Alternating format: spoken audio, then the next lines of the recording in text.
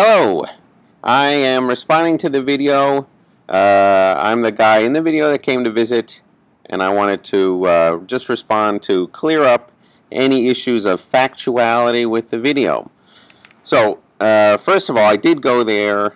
It was for a National Geographic shoot. I came in with a wrench, and I wanted them to reproduce the wrench. At least that was the setup of the shoot.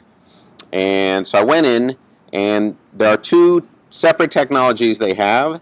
One is 3D printing, and the way that worked is there is an image in a design program, like a CAD program, something that's used in architecture, and that 3D computer image can be printed. And the printing uses, in their case, some powder, like a plaster, and the ink is some adhesive. And they just brush the the printer brushes layers of powder and then prints a cross-section of the image on the powder, which is the adhesive, and as it keeps putting layers of powder, the glue holds exactly that shape at each level.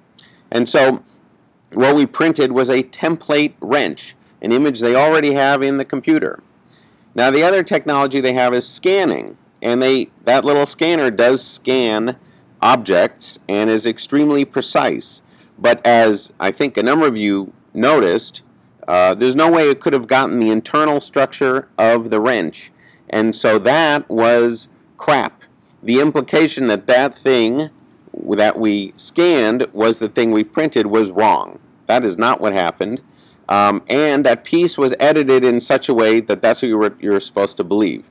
And I think that was a very unfortunate thing, and was a mistake. And the one thing I could say, though, is that if you scan in an image, you can import it into one of these design programs, and then you could manipulate it.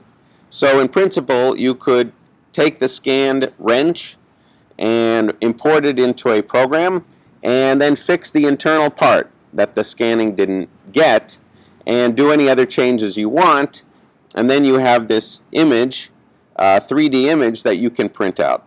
And so I would say the printing part, image to 3D object, is true. At least that I saw it, I hit print, and it worked, and I watched it happen. And the scanning part is a true thing, but it had nothing to do with the wrench we printed out. In addition, there was questions about the strength of the wrench itself. I could tighten reasonably well, and tight enough that I couldn't undo it by hand, that bolt, that nut. But I did try at one point to tighten it as hard as I possibly could, and I did break the wrench at the point where it gripped the nut. So that you did not see, and that is true. There are ways of making the wrench stronger, I am told, but I didn't witness any other parts of it. And you should contact the Z Corporation to find out what's true.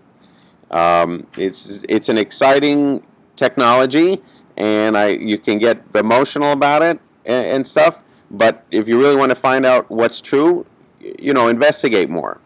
And you should possibly also contact National Geographic and tell them that they need to get their act together. So thanks.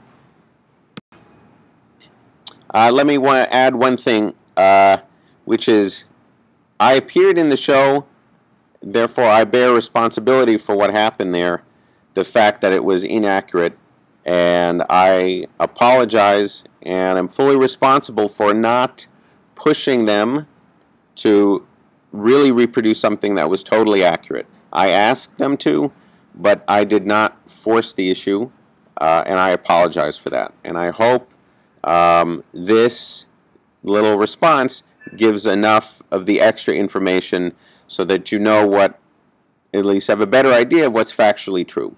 Thanks.